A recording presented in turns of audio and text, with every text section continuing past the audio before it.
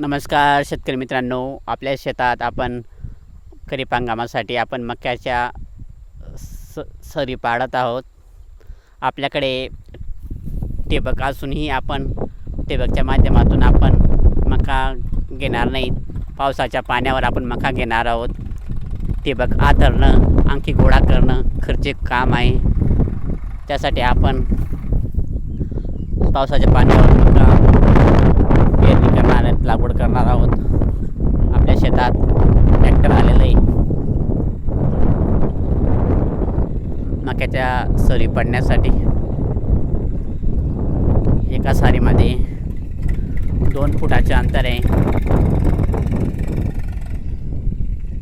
तुम्ही पाहू शकता,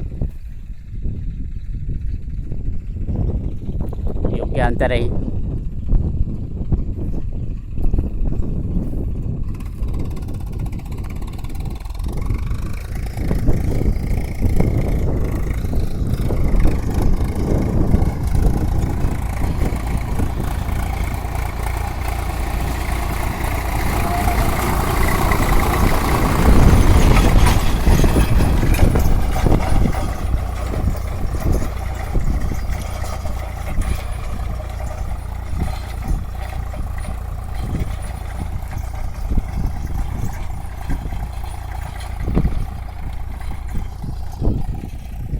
अंतर पाहू शकतात. एका सारीमध्ये 2 फुटाचे अंतर आहे.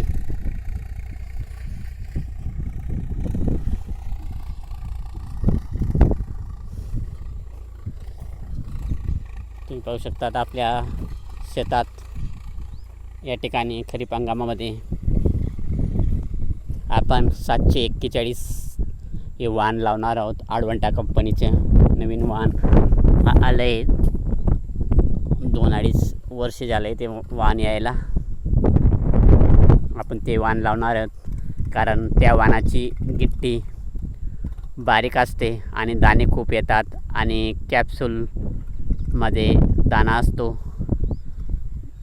गर्द करंता आणि कलरही त्याचा बेस्ट असतो आणि भावही त्याला छान मिळतो.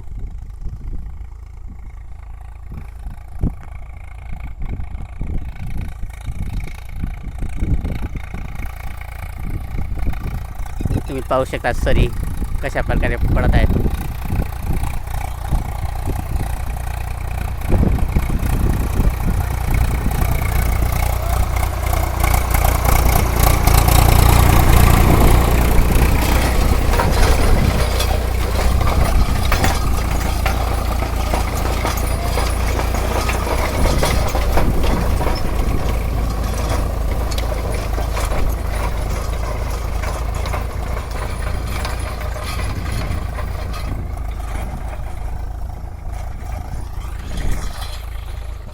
अशा प्रकारे आपण खरीप हंगामामध्ये पावसाच्या पाण्यावर मका घेत असतो आणि ठिबकच्या विरुद्ध साईडला आपण साऱ्या पाडत असतो.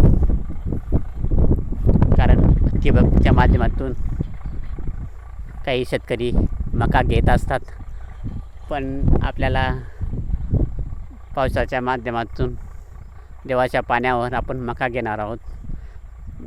ठिबकची नळी आथरणं, गोळा करणं यापेक्षा कमी कष्ट हा आपला प्राधान्यक्रम आहे. अशा प्रकारे आपण मक्याच्या सारी पाहिल्या. आपल्या चॅनलला सबस्क्राईब करा, लाईक करा, शेअर करा नवनवीन माहितीसाठी. धन्यवाद मित्रांनो.